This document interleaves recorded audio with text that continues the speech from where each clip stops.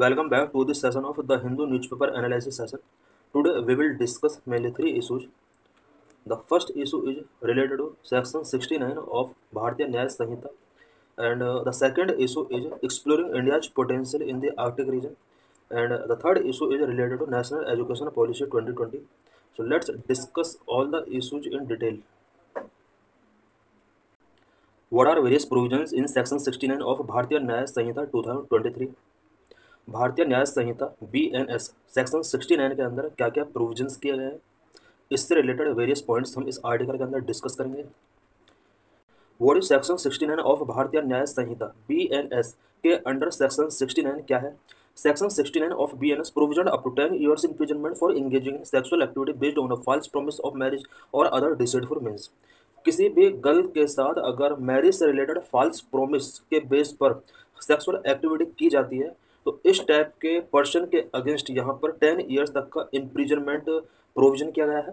The BNS address situations where a man deceive a woman into having sexual intercourse by making false promise such as marriage or employment without any intention of fulfilling them। कोई भी person अगर किसी भी women के साथ deceive करता है, चाहे वो सेक्सुअल इंटरकोर्स से रिलेटेड है या फिर मैरिज करने के लिए यहाँ पर फॉल्स प्रोमिस करता है या एम्प्लॉयमेंट गिवन करने के लिए कोई फॉल्स प्रोमिस किया जाता है, तो इसके अगेंस्ट एक्शन टेकिंग किया जाएगा BNS सेक्शन 69 के अकॉर्डिंग। की प्रोविजंस ऑफ सेक्शन 69। सेक्शन 69 के अंडर क्या क्या की प्रोविजंस किए गए हैं? Number 1, false promise, making a promise to marry और offering false inducement without the intention to fulfil them. अगर किसी वुमेन के साथ मैरी करने का प्रॉमिस किया जाता है या फिर फॉल्स इंड्यूसमेंट ऑफर किए जाते हैं और इन फॉल्स प्रॉमिस के बेस पर उसके साथ सेक्सुअल इंटरकोर्स किए जाते हैं, इसको यहाँ पर फॉल्स प्रॉमिस के तौर पर डिफाइन किया गया है। Number 2, deceitful means, engaging in sexual intercourse by deceitful means including false promise of marriage, employment और प्रमोशन। किसी भी गर्ल को मैरी के लिए फॉल्स प्रॉमिस करके या एम्प्लॉयमेंट गिवन करने के लिए एम्प्लॉयमेंट गिवन करने का प्रॉमिस करके या फिर प्रमोशन गिवन करने के बहाने अगर सेक्सुअल इंटरकोर्स किए जाते हैं तो ये डिसीटफुल मीन्स के अंडर आएगा। Number 3, provisions of imprisonment and fine. The offender can be punished with imprisonment for up to 10 years and may also be liable to pay a fine। कोई भी person अगर इस टाइप के false promise करके किसी भी women के साथ सेक्सुअल इंटरकोर्स में इंगेज होता है, इस टाइप के पर्सन के अगेंस्ट 10 year तक का imprisonment as well as fine pay करने से रिलेटेड यहाँ पर पनिशमेंट का प्रोविजन किया गया है। पनिशमेंट और फाइन दोनों का प्रोविजन किया गया है। Introduction of BNS।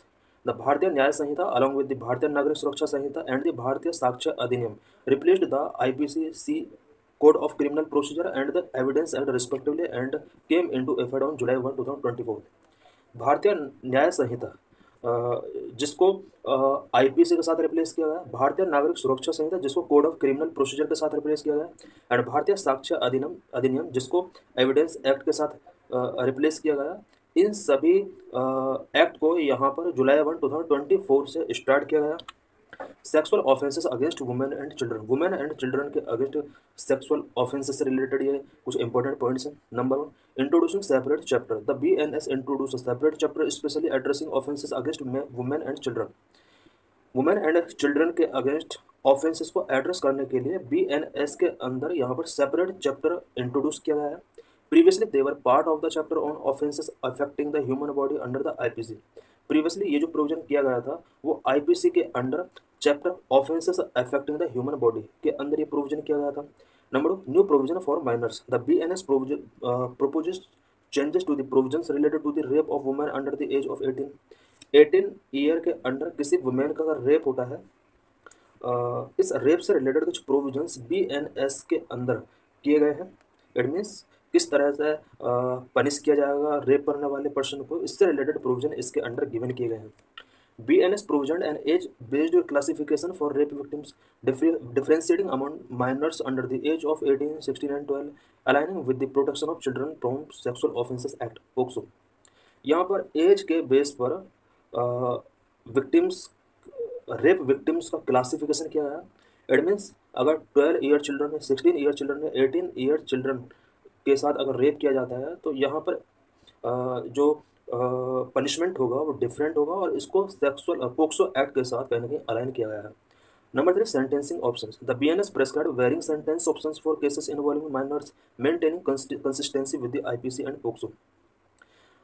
बीएनएस के अंदर माइनर्स के साथ अगर कोई केसेस होते हैं इस टाइप के, तो यहाँ पर वेरिंग सेंटेंस प्रेस्क्राइब किए गए हैं और आईपीसी एंड पोक्सो के साथ इनकी कंसिस्टेंसी को मेंटेन करके रखा गया है। Implications of section 69। सेक्शन 69 के क्या क्या इम्प्लीकेशंस है? Number of provide legal clarity. Section 69 provide clear legal definition and consequences for deceitful acts leading to sexual intercourses which ensuring better protection for victims।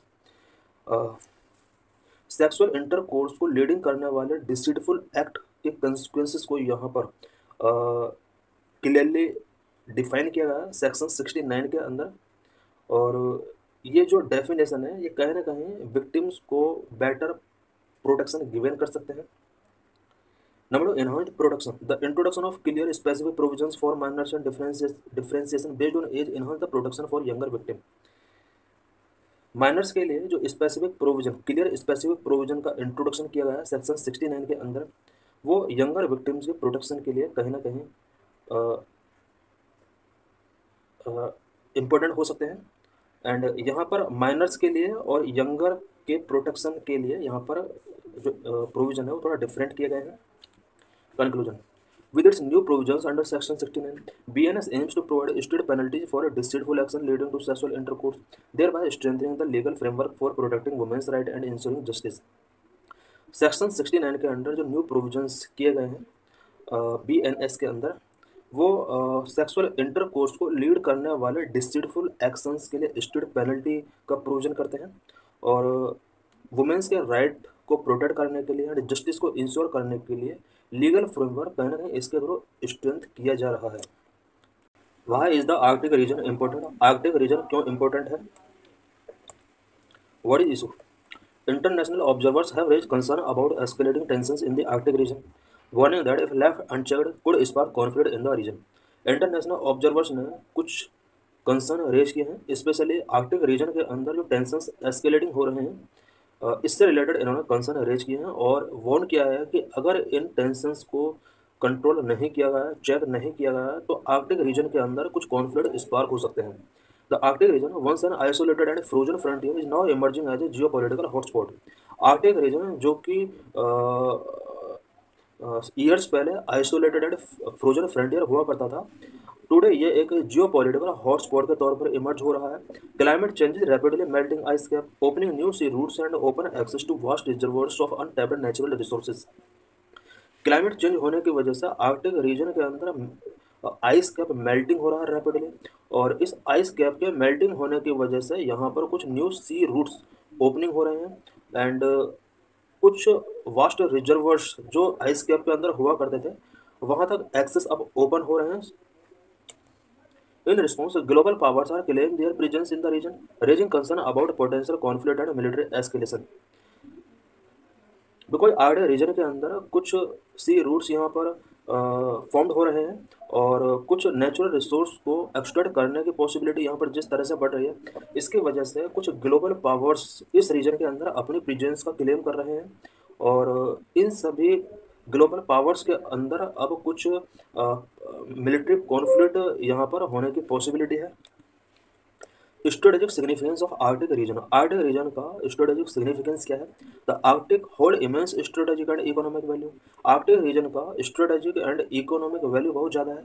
Economic value, according to 2009 US geological survey, Arctic region में contain 13% of the world's undiscovered oil and 30% of untapped natural gas reserve.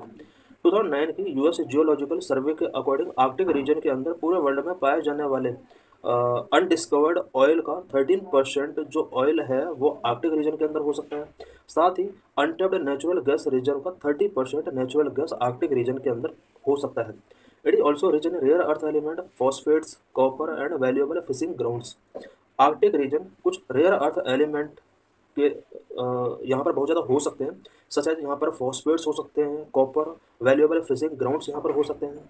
However, many of these resources are locked under ice or beneath the seabed and only becoming access due to global warming।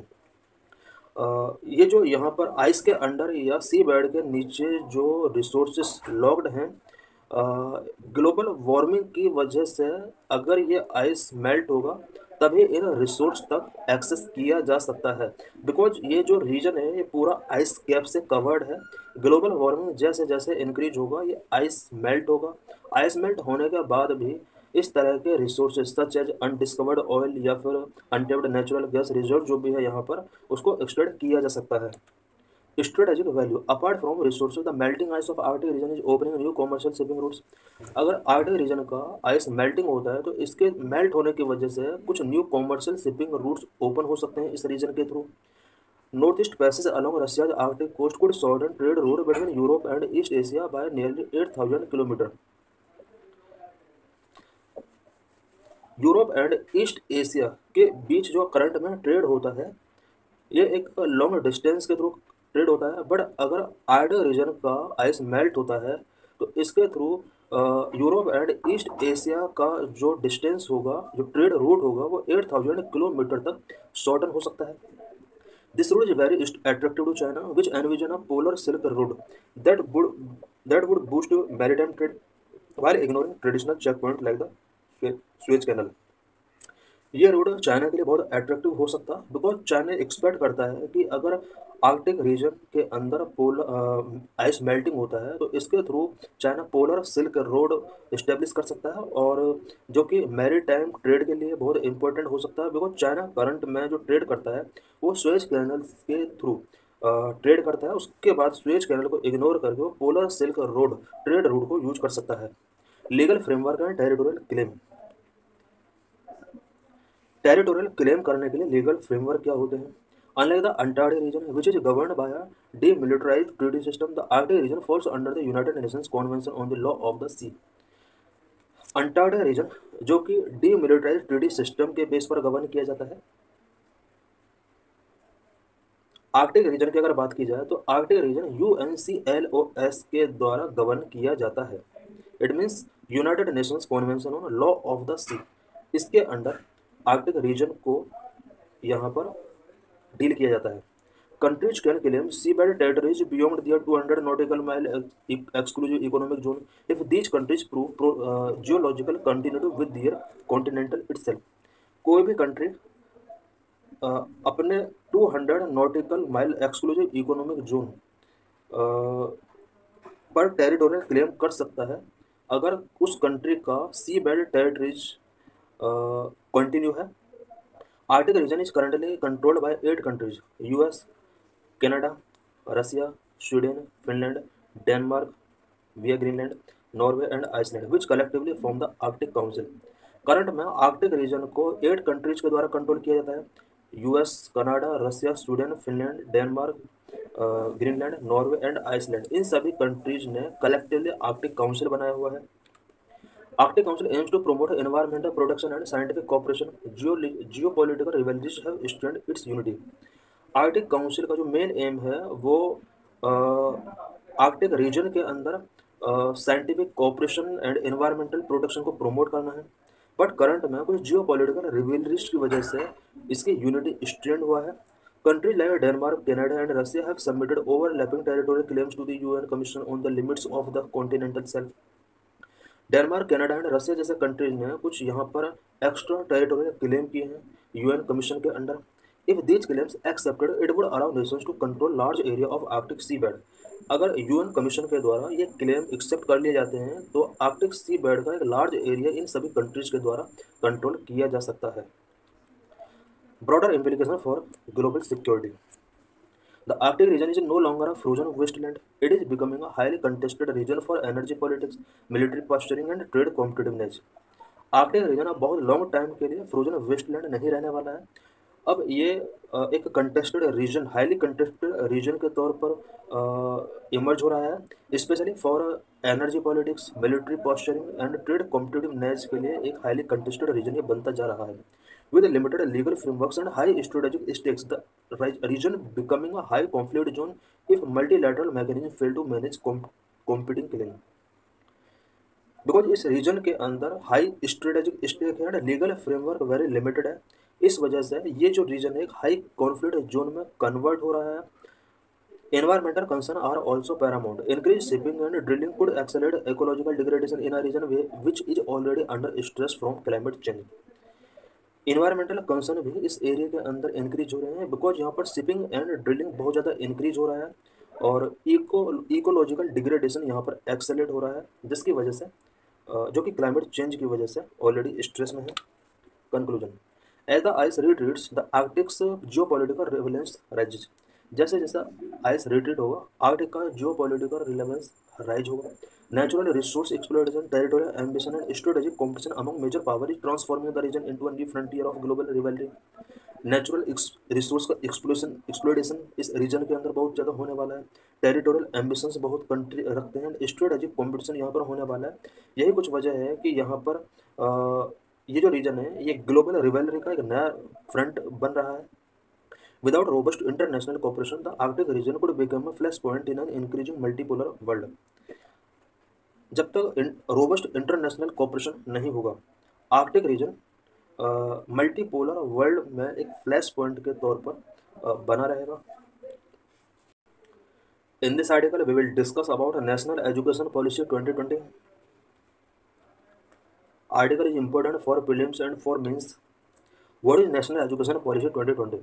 The new National Education Policy 2020 is the first education policy of the 21st century in India, which replaced the old National Education Policy 1986.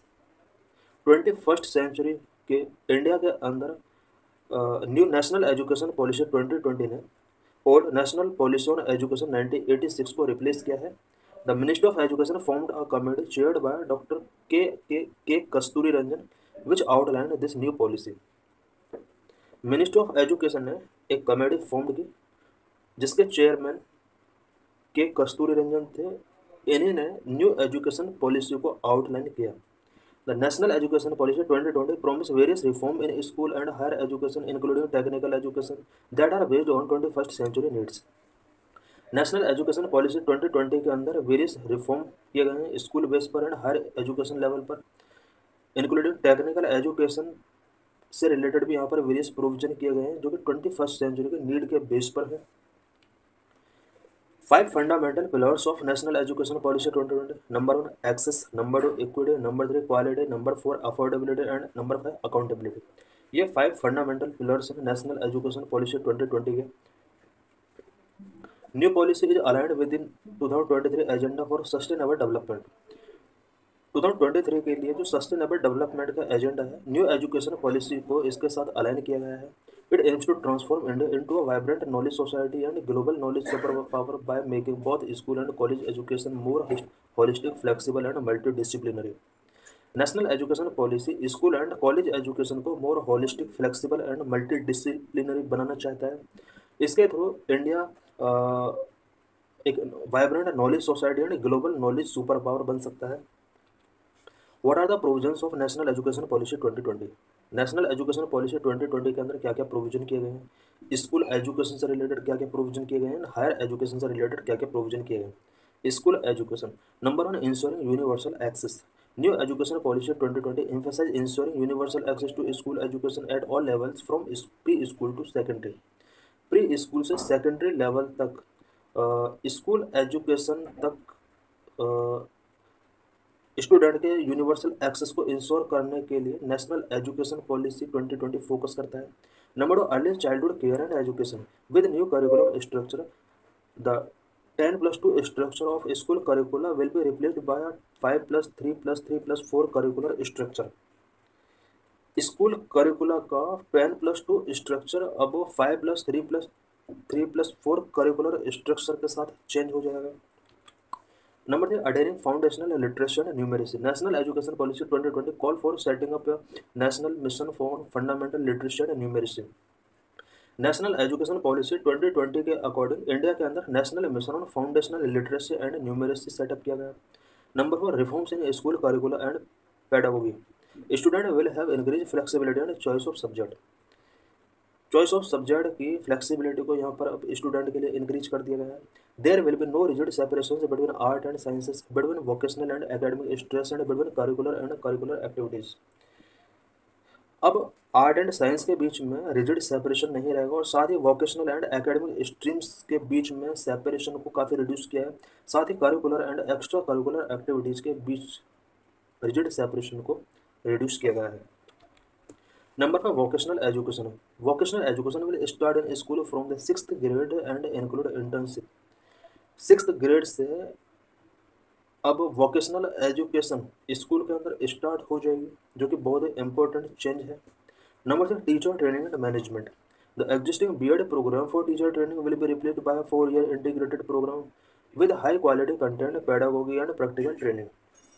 Existing BEd program जो teaching के लिए है, ये अब 4-year integrated programme के साथ change कर दिया जाएगा with high quality content, pedagogy and practical training. A national curriculum framework for teacher education will be formulated by National Council for Teacher Education in consultation with NCERT।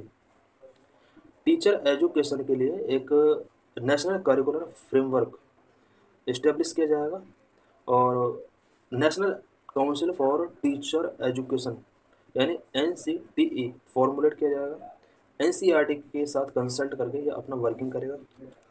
Number 7, multilingualism in the power of language. Mother tongue will be medium of instruction until grade 5, but preferably till grade 8 and beyond। Mother tongue grade 5 तक एक instruction का medium बना रहेगा।